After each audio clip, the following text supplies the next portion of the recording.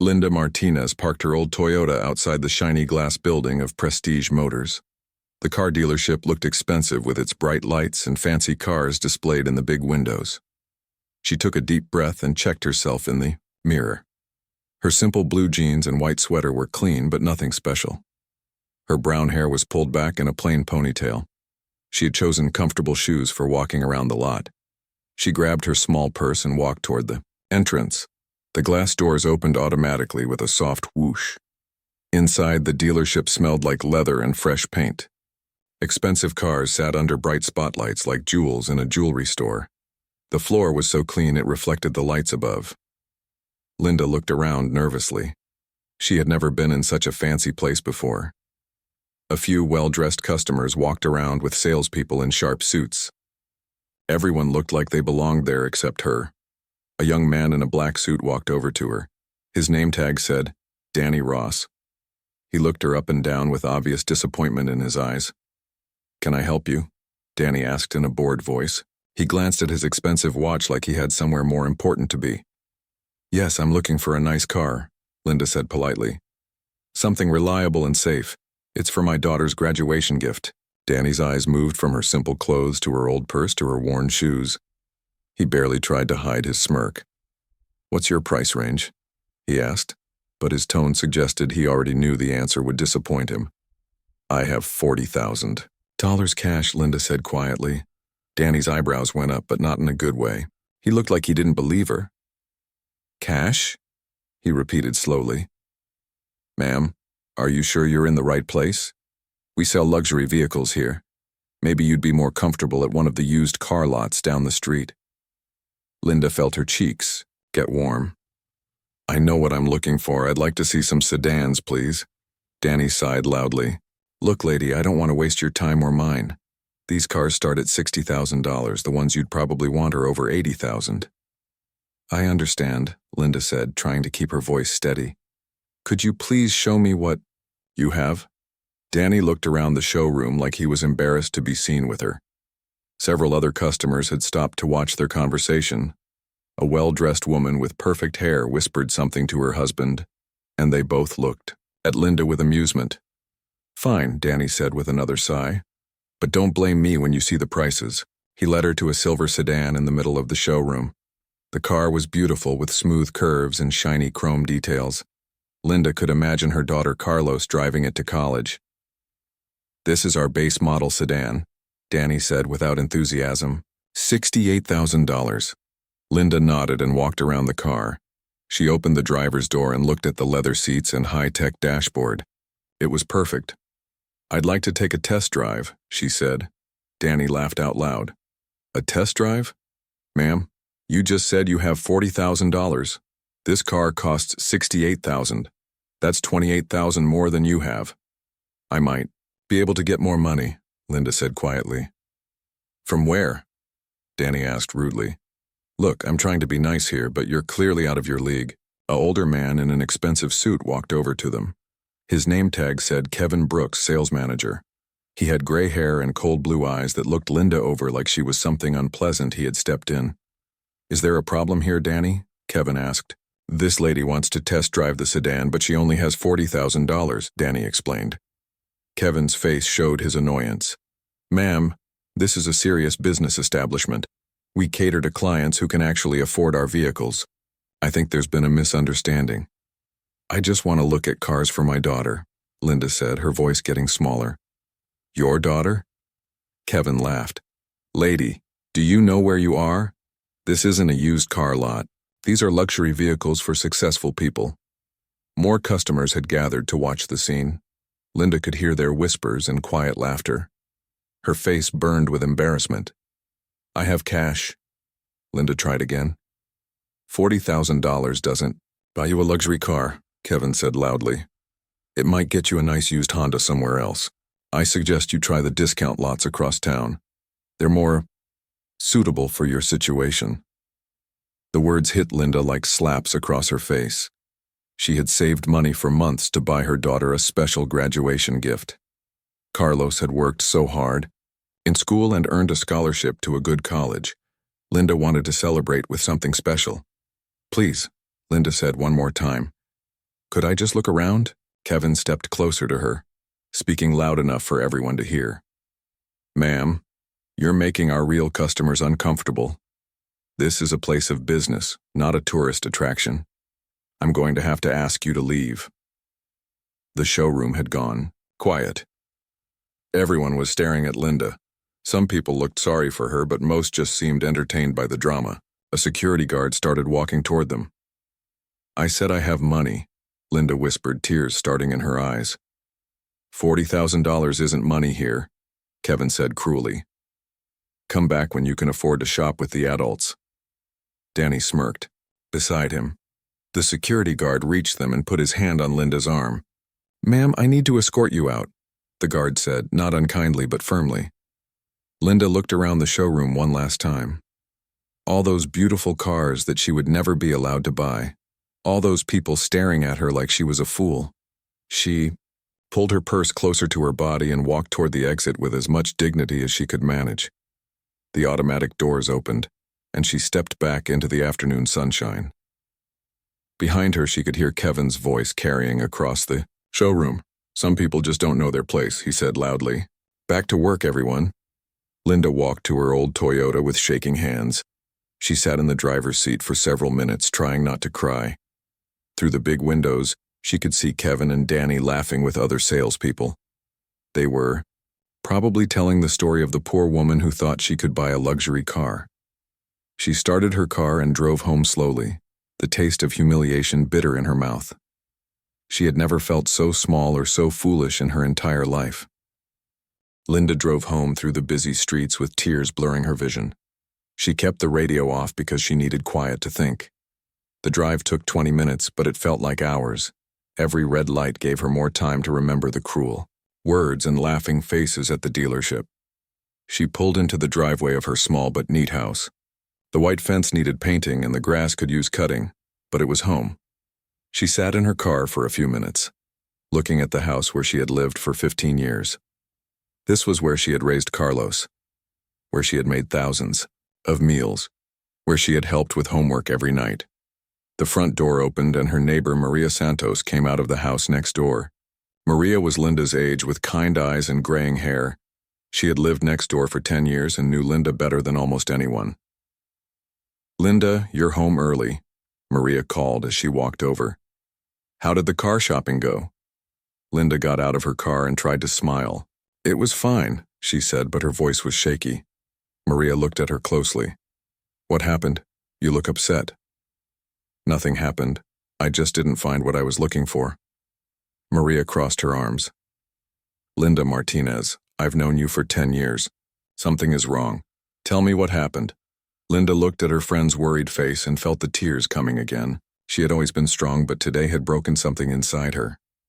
They wouldn't let me buy a car, Linda said quietly. They said I didn't belong there. What do you mean they wouldn't let you? You have money. Linda told Maria the whole story. About how Danny Ross looked at her like she was garbage.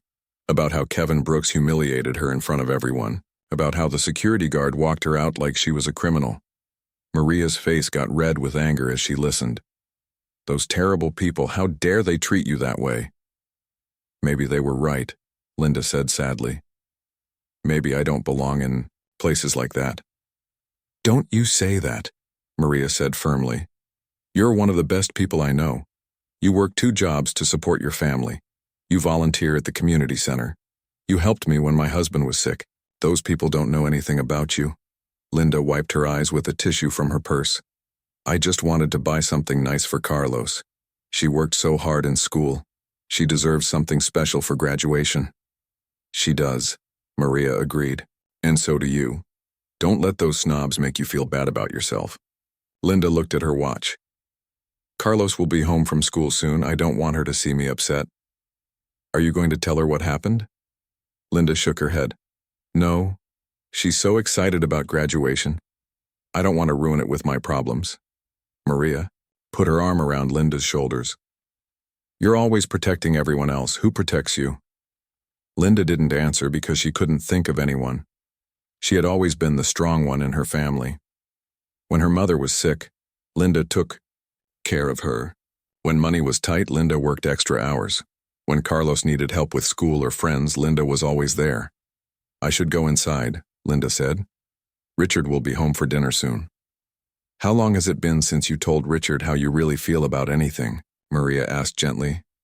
Linda thought about it. "I don't know. He works so hard.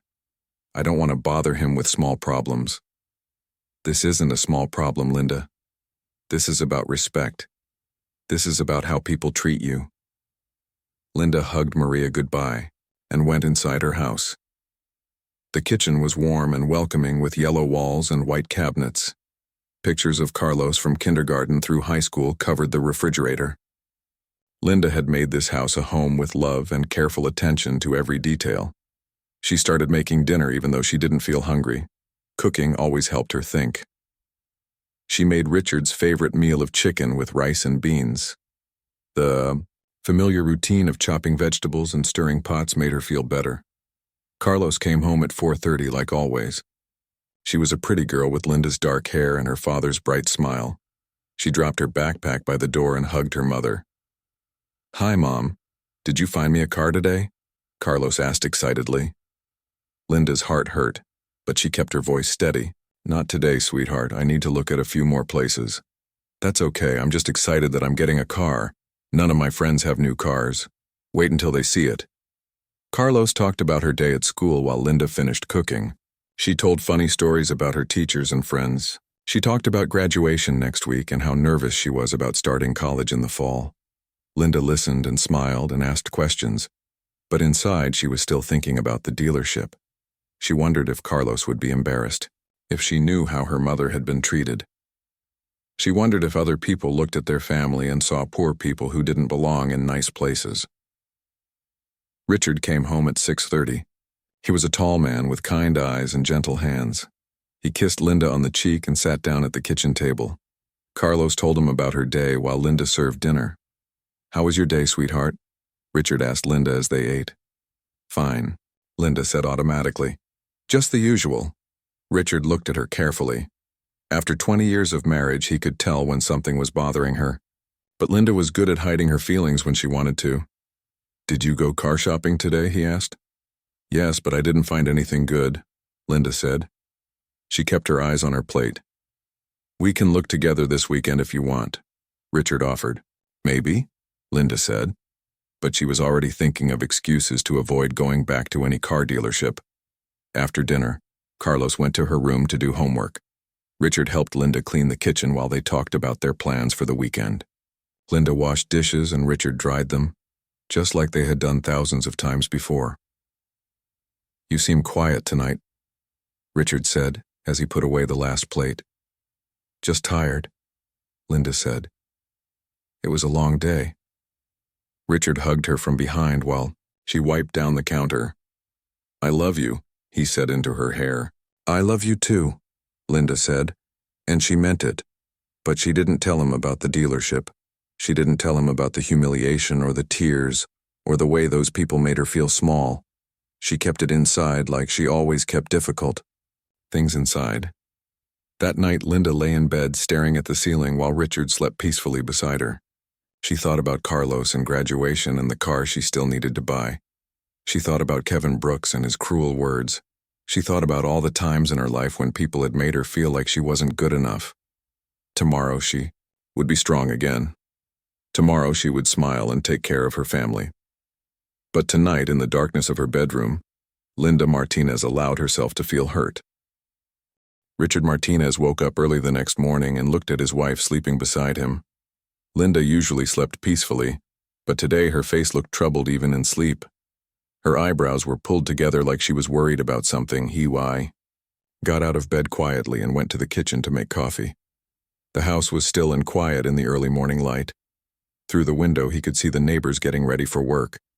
Richard had always loved these quiet moments before the day began. Linda came downstairs 20 minutes later wearing her work uniform. She managed a small restaurant downtown and had to be there by 7:30. She moved around the kitchen making breakfast, but something was different about her. She was too quiet, too careful with her movements.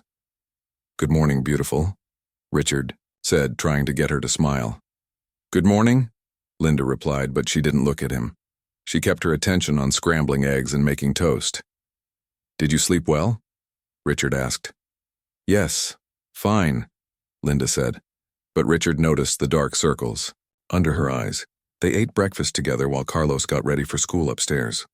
Linda picked at her food and kept checking the clock. She seemed eager to leave for work, which wasn't like her.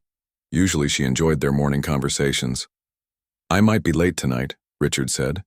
"We have a big meeting with some investors from New York." "That's fine," Linda said.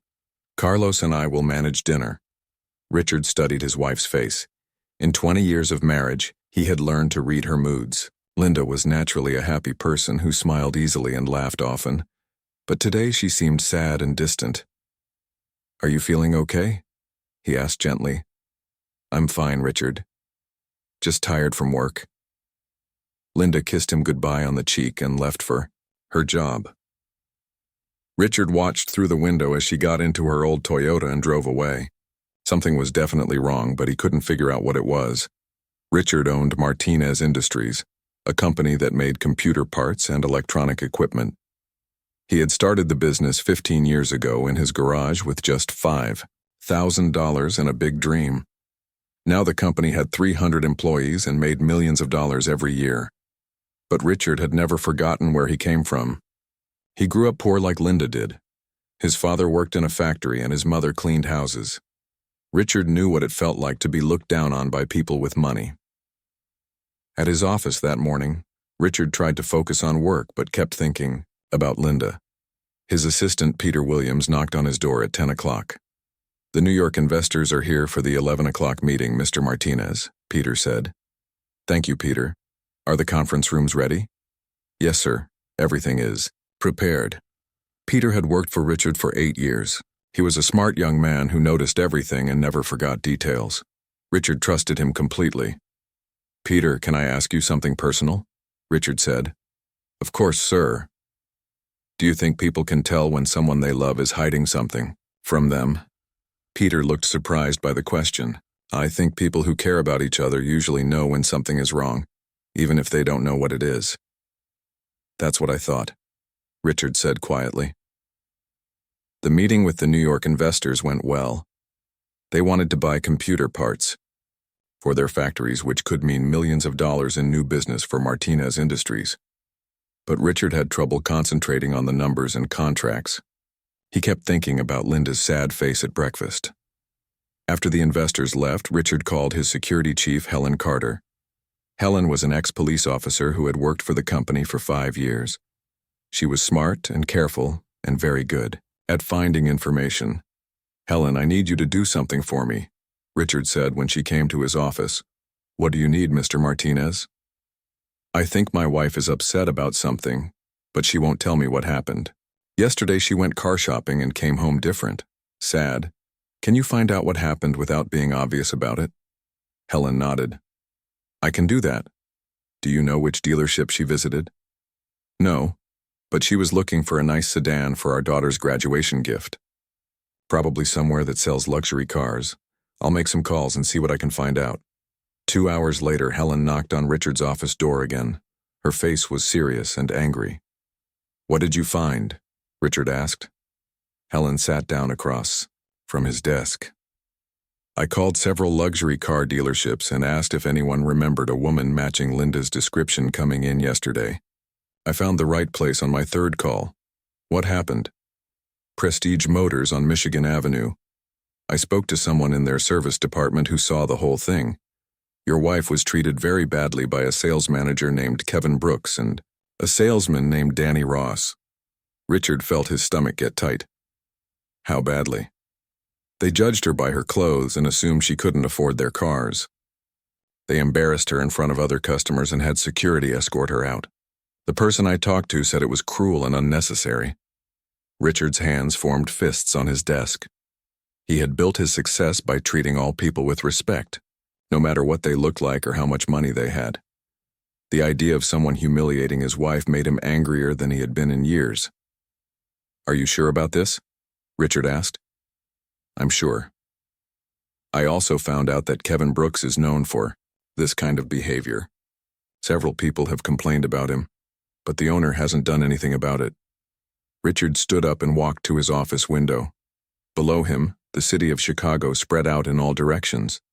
Somewhere down there, Linda was working at her restaurant job, probably still feeling hurt and embarrassed from yesterday. "Sir?" Helen said quietly. "What would you like me to do?" Richard turned around. His face was calm, but his eyes were cold. "Find out everything you can about Prestige Motors. Who owns it, how much money they make, who their biggest customers are. I want to know everything." "Yes, sir." "Anything else?" "Yes." "Find out if they're interested in selling luxury cars to businesses, big businesses with lots of money to spend." Helen smiled slightly. She had worked for Richard long enough to know that look in his eyes. Someone was about to learn a very expensive lesson about treating people with respect. "I'll have that information for you by tomorrow morning," Helen said.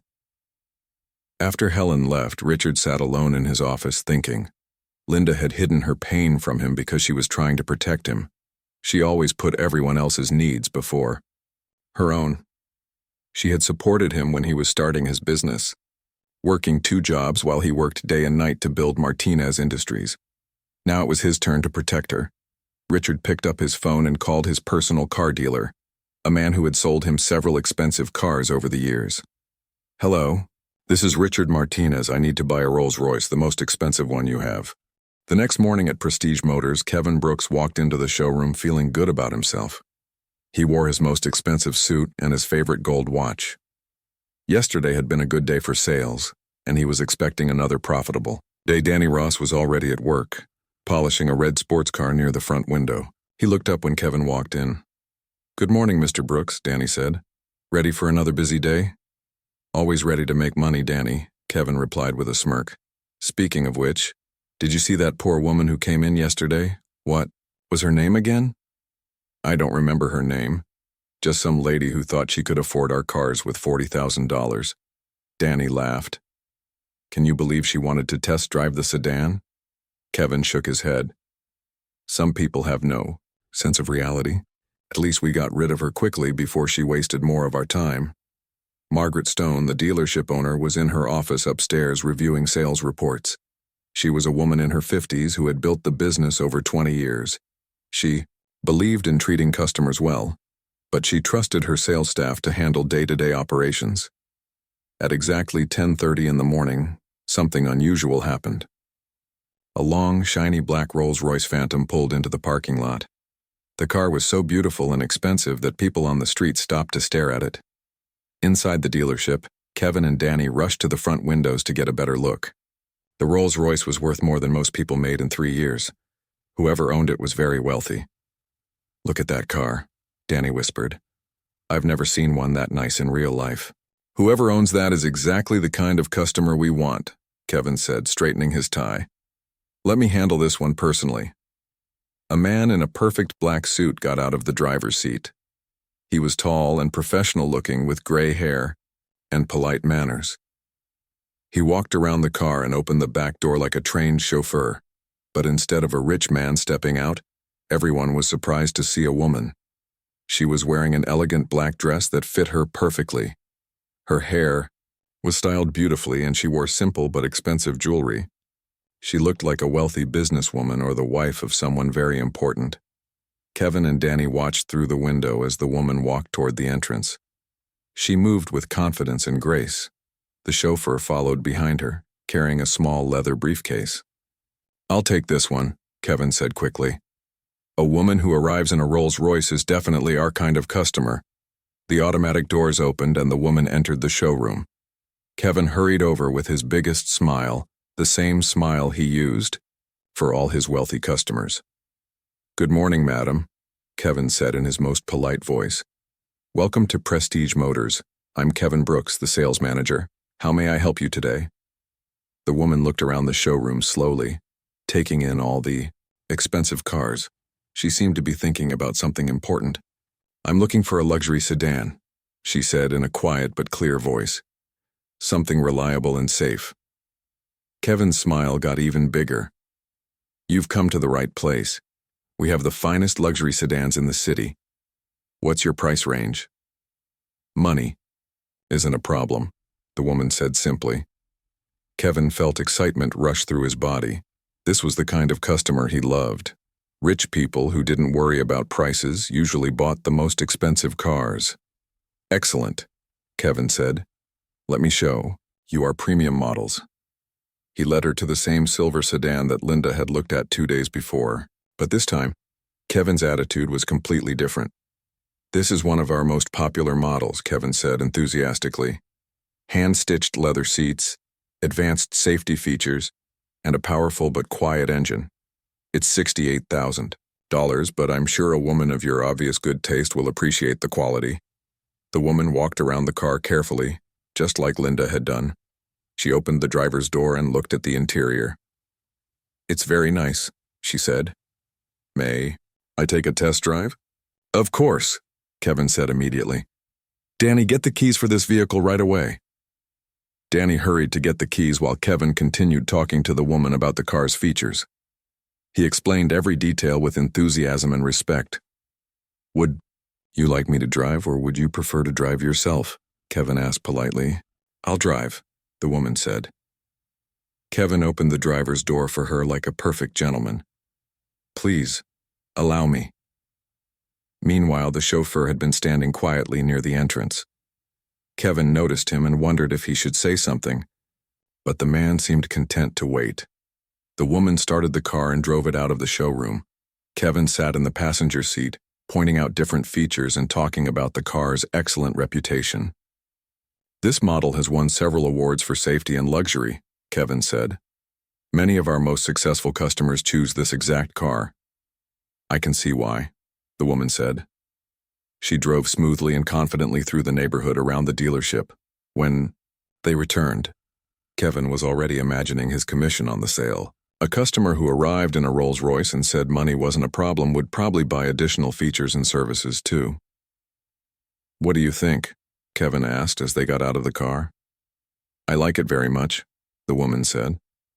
But I'd like to see a few other options before I decide. Absolutely, Kevin said.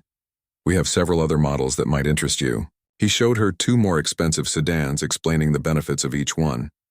The woman listened carefully and asked intelligent questions. Kevin was impressed by her knowledge about cars. Danny watched from across the showroom, wishing he could be part of such an important sale.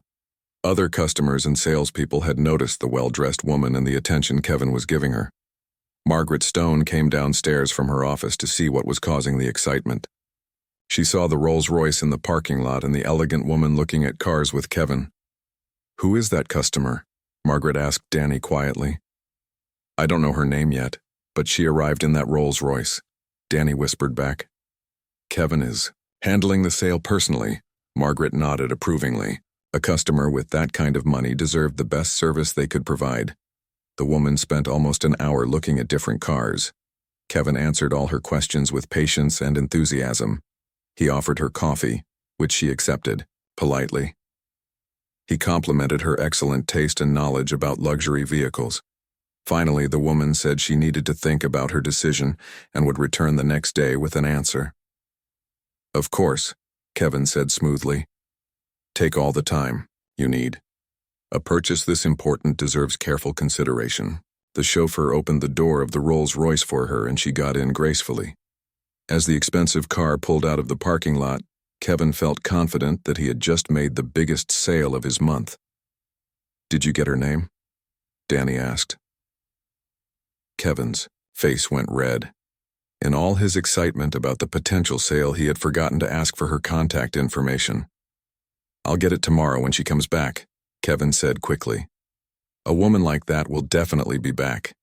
The next morning, Kevin Brooks arrived at work 30 minutes early. He had barely slept, thinking about the elegant woman in the Rolls-Royce. This could be the biggest sale of his year, maybe even his career. He checked his appearance in the mirror 3 times and made sure his best suit was perfect. Danny Ross was already polishing cars when Kevin walked in. Good morning, Mr. Brooks. Ready for the big sale today? I've been thinking about it all night, Kevin said excitedly. A customer like that could buy multiple cars. Maybe she needs vehicles for her whole family. Margaret Stone came down from her office early, too. She had also been thinking about the mysterious, wealthy woman. Kevin, make sure you get all her information today. We want to keep customers like that happy. Don't worry, Mrs. Stone, I'll handle everything perfectly. At exactly 10 o'clock, the black Rolls-Royce pulled into the parking lot again.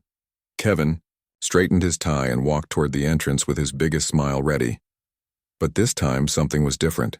The chauffeur got out first and opened the back door as before. The same elegant woman stepped out, but she wasn't alone. A tall man in an expensive suit got out after her.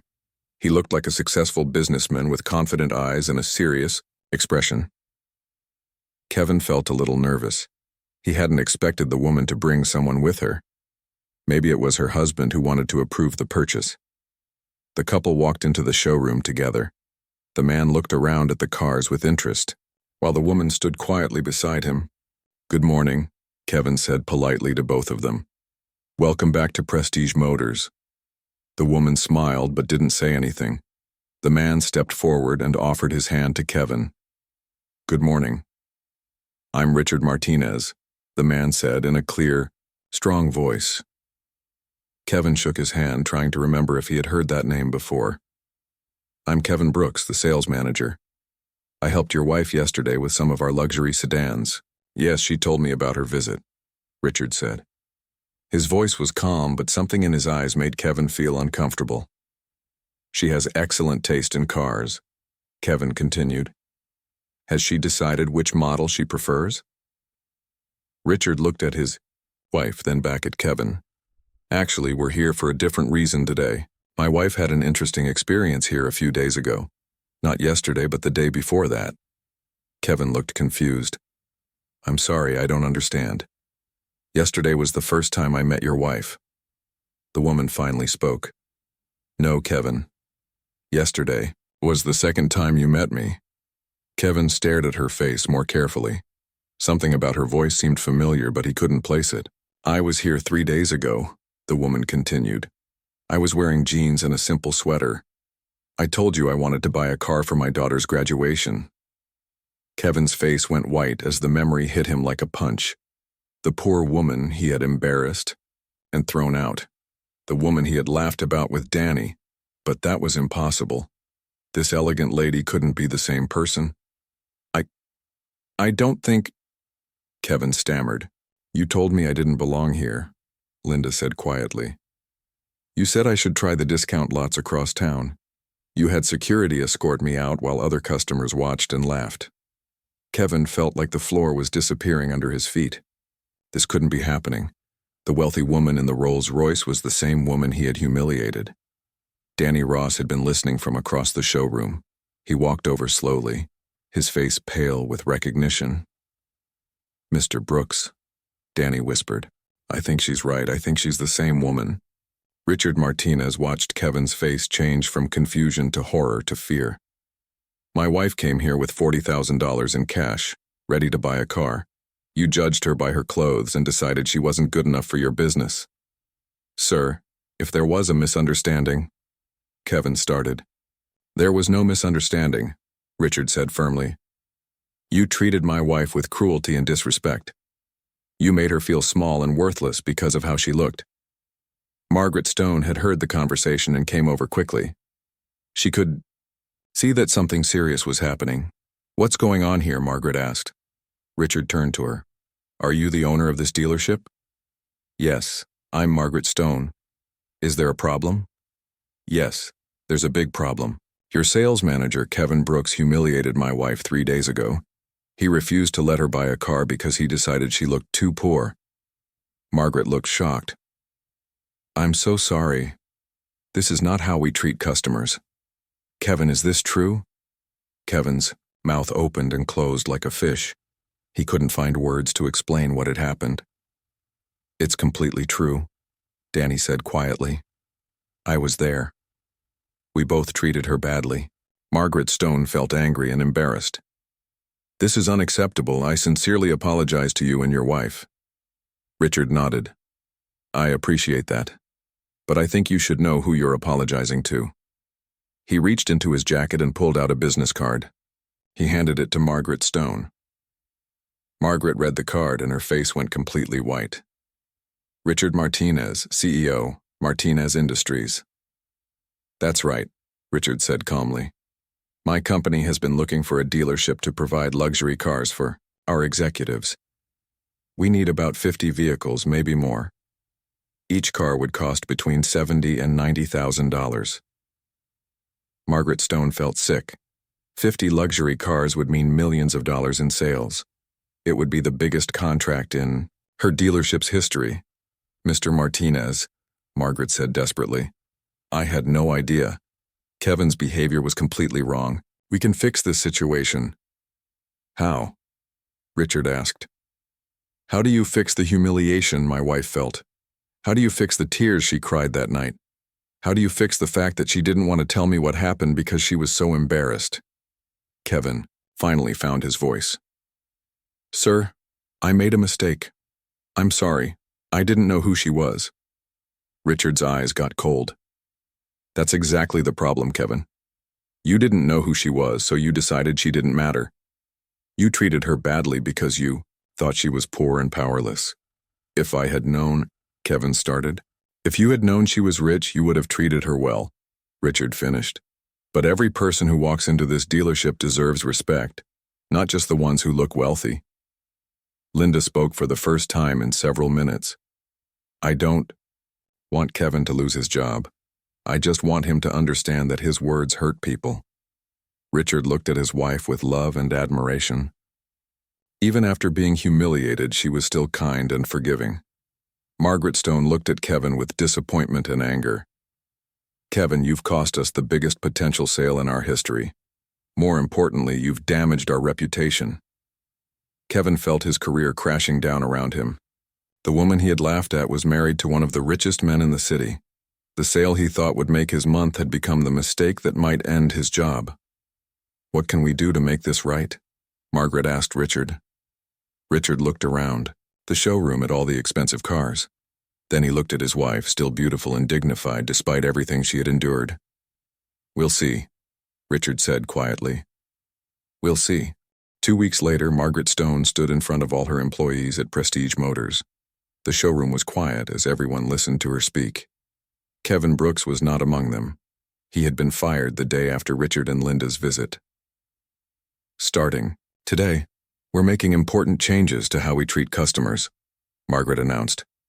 Every person who walks through our doors deserves respect and professional service, regardless of how they look or what they're wearing. Danny Ross raised his hand nervously. Mrs. Stone, what if we make mistakes like I did? Margaret looked at him seriously. Danny, you admitted your mistake and apologized sincerely. That shows character. But Kevin refused to accept responsibility for his actions.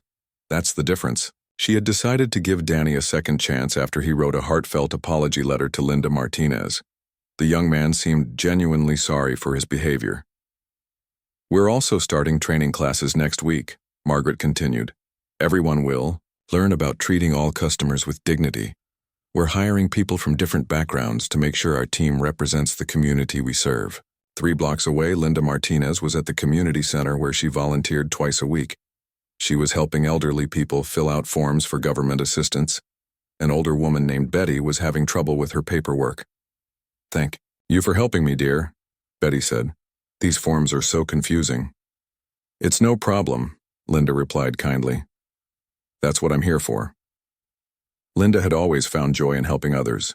Even after everything that happened at the dealership, she continued to volunteer and work at the restaurant. Success and money hadn't changed who she was inside. Maria Santos walked into the community center carrying a newspaper. Linda, have ghee. You seen this? She asked excitedly. Linda looked at the newspaper. There was an article about Martinez Industries donating money to help people who faced discrimination in business settings. The headline read, Local CEO creates fund to fight prejudice. Richard didn't tell me he was talking to the newspaper, Linda said, but she was smiling. He's a good man, Maria said. And you're a good woman. You two are perfect for each other. That evening, the Martinez family sat around their dinner table celebrating Carlos's graduation. The teenager was wearing her cap and gown, getting ready for the ceremony later that night. I can't believe I'm finally graduating, Carlos said, happily. 4 years of high school felt like forever. "We're so proud of you," Linda said, reaching over to squeeze her daughter's hand. Richard smiled at his two favorite people in the world. "Carlos, your mother has a surprise for you." Linda got up from the table and returned with a set of car keys. "These are for you." Carlos's eyes got wide. "Really? I get a car?" "It's parked in the garage," Linda said. "Go look." Carlos ran to the garage door and turned on the light. There sat a beautiful silver sedan, the same model Linda had looked at, in the dealership. It was perfect and shiny with a big red bow on the roof. "Mom, Dad, it's amazing!" Carlos shouted. She ran back and hugged both her parents tightly. "Your mother picked it out specially for you," Richard said. "She has excellent taste." Linda smiled at the memory. Margaret Stone had personally delivered the car to their house with a handwritten apology letter. The dealership owner had also given them a significant discount and promised lifetime service for the vehicle. "How did you afford such an expensive car?" Carlos asked. Linda and Richard looked at each other and laughed. Carlos still didn't know about her father's business success. They had always lived modestly and never talked about money at home. "Let's just say we've been saving for a long time," Linda said. Later that night, after Carlos's graduation ceremony, the family came home tired but happy. Carlos had received several awards and scholarships. The future looked bright for the young woman. Richard and Linda sat on their front porch swing, watching the stars come out. It was peaceful and quiet in their neighborhood. "Are you happy with how everything worked out?" Richard asked his wife. Linda thought about the question carefully. "I'm happy that Margaret Stone is making changes at the dealership. I'm happy that Carlos got her car and graduated with honors. I'm happy that we're helping other people through the fund you created. But," Richard sensed there was more. "I keep thinking about Kevin Brooks. He lost his job and probably learned a hard lesson, but I wonder if he really understands what he did wrong or if he's just angry about getting caught." Richard took her hand. "You can't save everyone, Linda. Some people have to learn from their mistakes the hard way." "I know. I just hope he becomes a better person because of this experience." 3 months later, Kevin Brooks was working at a small used car lot across town. The job paid much less than his position at Prestige Motors, and the cars were older and less expensive. But something had changed in Kevin during those months of struggle.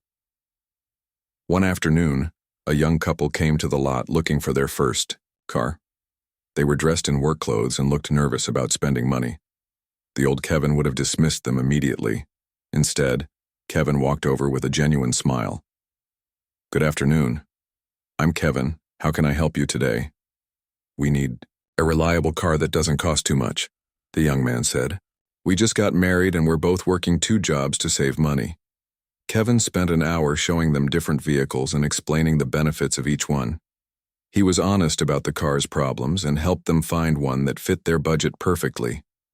"Thank you for being so patient with us," the young woman said as they signed the papers. "The salesman at the fancy dealership downtown made us feel stupid for not having more money." Kevin felt a familiar pain in his stomach. "I'm sorry that happened to you. Every customer deserves to be treated with respect." As the young couple drove away in their used car, Kevin realized something important. He was happier helping people find cars they could afford than he had ever been selling expensive vehicles to rich customers.